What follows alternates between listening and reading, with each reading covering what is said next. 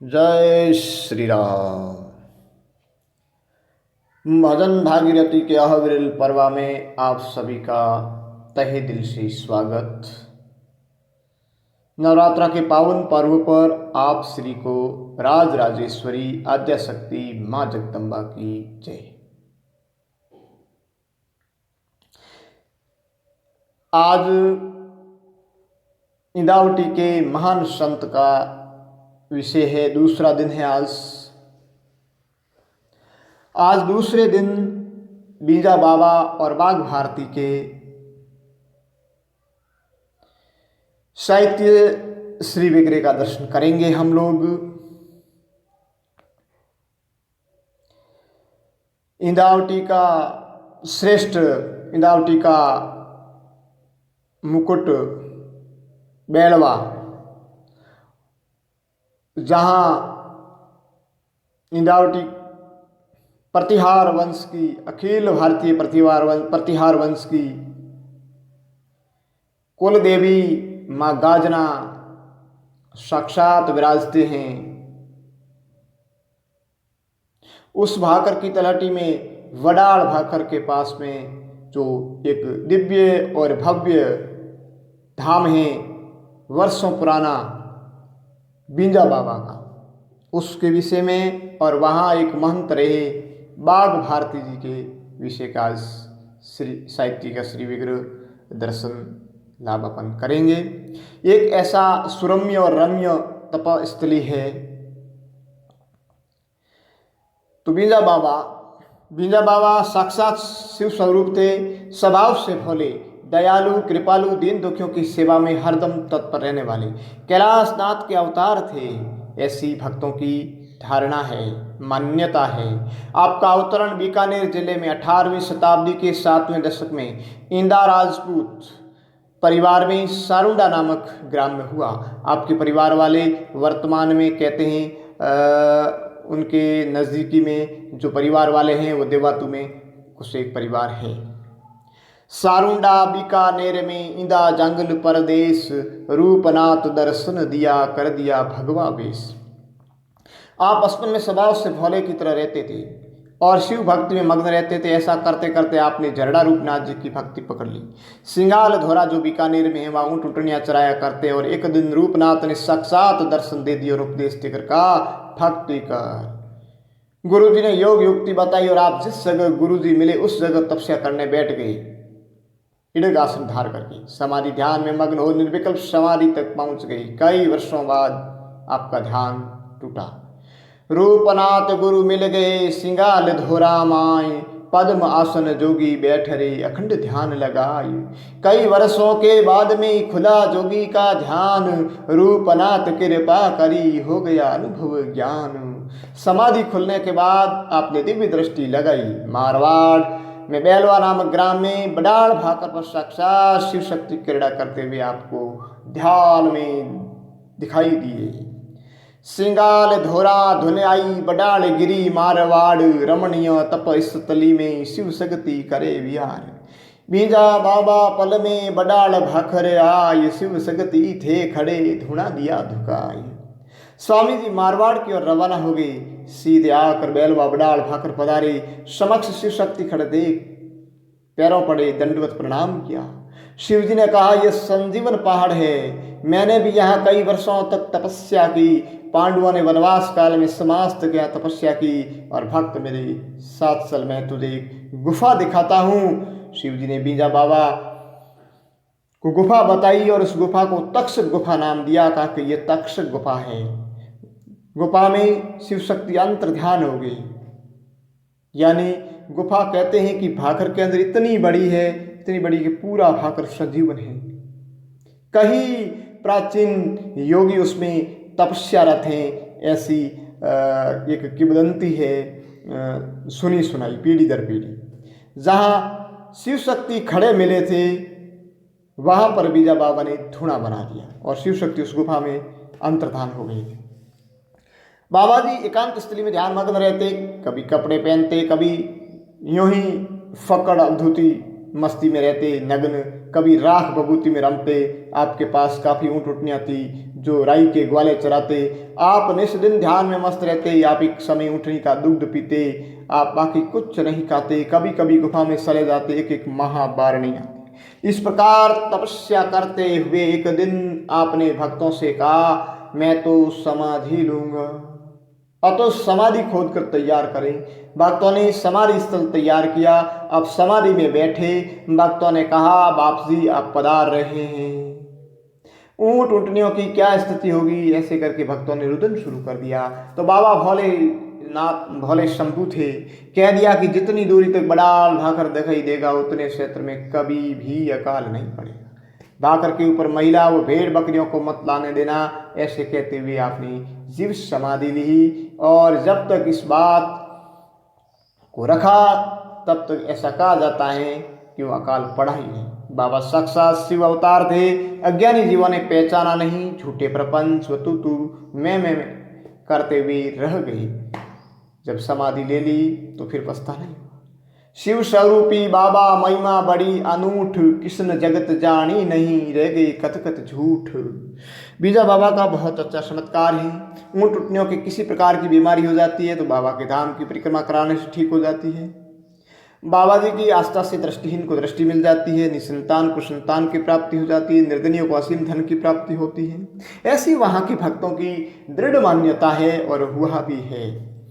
ऐसे वहाँ भक्त अपनी बातें बताते हैं।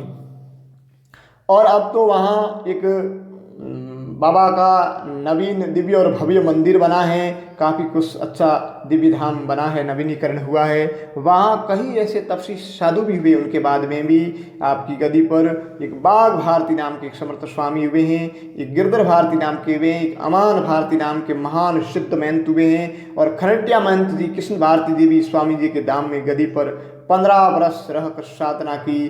कहीं काम करवाए, मंदिर का पूरा बनवाना पर बहुत सारा। और महान समर्थ सिद्ध महंत है। वर्तमान में खरंटिया विराजते। बोले बीजा बाबा की जय हो। अब बीजा बाबा के स्थान पर जो समर्थ स्वामी बाघ भारती हुए हैं वो इंधावटी के एक महान संत हुए हैं जो यहाँ रहे। और उसके बाद में उनका गुरुद्वारा खरंटिया, वहाँ महंत की गद्दी संभाली, वहाँ मठ का भी काम किया। सिरे ठिकाना बेलवा इंदा वंश परिवार, बाघ सिंह करी तपस्या नहीं से नहीं पार। ग्रीष्म ऋतु आषाढ़ मास, तेज धुएं चल रही हैं, धरती पर अंगारे बरस रही, बादलों की घटाएं दिखाई दे रही हैं। निर्जन वन में एक शिकारी कंधे पर बंदूक लिए हुए जा रहा है। वे शिकारी इंदावटी के श्रेष्ठ ठिकाना बेलवा अजवासर के बाघ सिंह इंदा है।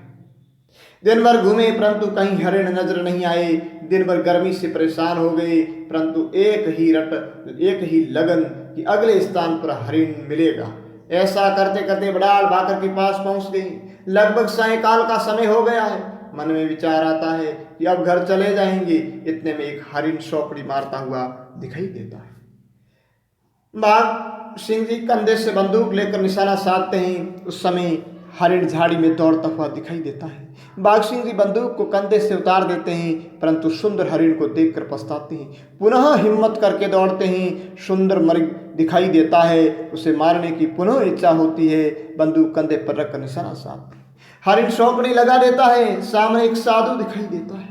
एक नजर खड़े रहकर देखते हैं। एक सुंदर मृग दिखाई देता है। बाघ सिंह जी सोचते हैं कि हल्के अंधेरे की वजह से नजर ने साथ नहीं दिया, ये तो हरिणी है। ऐसा विचार करके निशाना साध कर बंदूक का घोड़ा दबा देते हैं।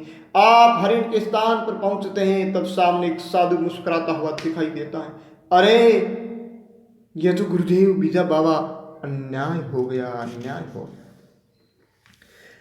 हाय राम, ऐसा कहते हुए आप गुरु जी के पैरों पड़ जाते हैं। आंखों में आंसुओं की बौछार बहती है। हे गुरुदेव, मैं आपके भगवे हरिण को एक समान रंग होने के कारण भूल गया।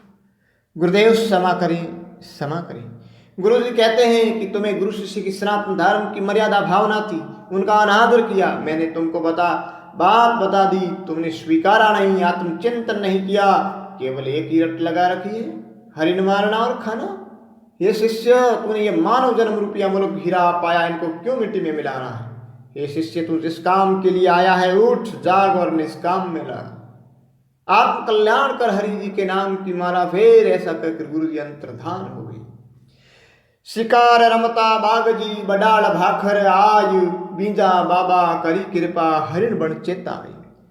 बाघ सिंह जी मन में बड़ा पश्चाताप करते हैं, आत्मग्लानि होती है, अपने मन को समझाते हैं, हे मन नाहक संसार के उलझनों में क्यों उलझा है। हे मन, तूने बड़ा अपराध किया, तू महान अपराधी है। इस संसार में क्षणिक नाशवान भोगों के पीछे क्यों भाग रहा है। उठ जाग निज रूप जान। मन का चेत होए जा समय रहा है खोय, फिर चेतन कब हो बसी जमड़ा देसी जोय। 10 दरवाजा कोटड़ी पंसी रहा समाय, एक दिन जमड़ा आवसी मार गुर्जर ले जा। मनवा चेतन होए जहा तुम्हें ज्योति स्वरूप, सपने माया देखनी भूला क्यों निज रूप। इतने में उत्तर दिशा की ओर बादलों की घनघोर घटा ऊपर आती हुई दिखाई देती है। बिजली चमकती है और अपने मन को समझाते हैं बाघ सिंह जी। स्वार्थ जग में समक रहा जू बिजली आकाश, क्यों भूलो कैसे बंदा देख जगत रो राश। गजब का चनाटापन है, बिल्कुल नीरव है, निस्तब्धता है। नजर घुमा के देख ले कौन अपना है पास, हंस अकेला जावसी माया रहसी नाश। ऐसे आप चिंतन और विचार करते हैं। लगभग रात की 9 बज गई, सारों ओर घोर रजनी फैल गई, सन्नाटा छा गया। मन में दृढ़ संकल्प लिया और पास ही बीजा बाबा की तपस्या स्थली बड़ाल भाकर में दरार जा गुफा में अखंड ध्यान लगाते हुए प्रार्थना आराधना प्रारंभ करते हैं। गुरुदेव दर्शन देकर योग युक्ति समझाते हुए कहते हैं, 7 दिन के अखंड ध्यान के बाद गुरुदेव प्रकट हुए। बाग जी हट झेलियो बैठे गुफा रे मोय, 7 दिनों रे मोय ने दिया दर्शन आयो। बींजा बाबा जोगरी जुगती दीनी बताए, बरस बारे जोग सदेन अंजल नहीं खाए। सदगुरु ने परमाशु सिरासु प्राणायाम ध्यान योग सट क्रिया हठ योग नेति धोती गज क्रिया त्राटक न्यूलियर पस्ती आदि की उचित विधि समय समय पर बताते हैं। 2 वर्ष तक अखंड ध्यान करते हैं, समय समय पर बाबा योगिक क्रियाएं सिखाते हैं। 2 वर्ष के बाद आप बीजा बाबा के धुना पर आ जाते हैं। धुना चेतन करते हैं, वहाँ एक इमली का वृक्ष दिखाई देता है। आप वृक्ष की शाखा से उलटे लटक कर 12 वर्ष तक योग साधना तपस्या करते हैं। बाघ भारती महासिद्ध धुना चेतन सार, नजर पड़ी इमली बिरख अदर ध्यान विचार।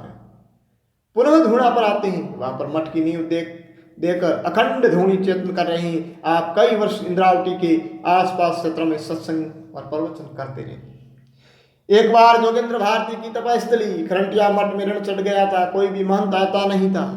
तब श्रद्धालु भक्तों के आग्रह पर बाघ भारती जी महाराज गदी पर विराजी। उस समय बरवा सिंह विवाहें और कहा कि यहाँ गदी पति बनने से पहले मेरा कर्ज चुकाएगा, ऋण चुकाएगा, वही गदी पर विराजेगा। मेरा ऋण है खरंटिया मठ पर। कहते हैं कि बाघ भारती ने रुपयों की गांठड़ी जोगेंद्र भारती की धुने के आगे रखते हुए कहा, जितना हो उनसे ज्यादा मत लेना, अन्यथा बैरे गूंगे होंगे, जितना तेरा है वो ले ले। परंतु सिंघवी साहब की लालसा बढ़ गई, तब उनके परिवार में बैरे गूंगे होते हैं, ऐसा वहां के भक्त कहते हैं।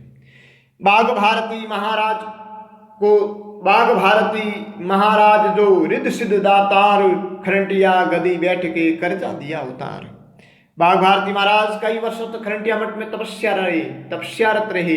दूर दराज क्षेत्रों में धर्म का प्रचार करते रहे। स्वामी जी ने बीजा बाबा के स्थान पर रहते हुए हनुमान जी का मंदिर बनवाया, एक कुआं तालाब बनवाया। इस प्रकार समर्थ स्वामी संत ने विक्रम संवत 1930 में फाल्गुन वदी 13 को जीव समाधि ले ली खरंटिया में। 1930 फागुन वद 13 ने जान, बाघ भारती योगेश्वर उन दिन भय निर्वाण। बोलिए भागतौर भगवान की जय। बीजा बाबा मठ के वर्तमान महंत बुद्ध भारती जी महाराज है।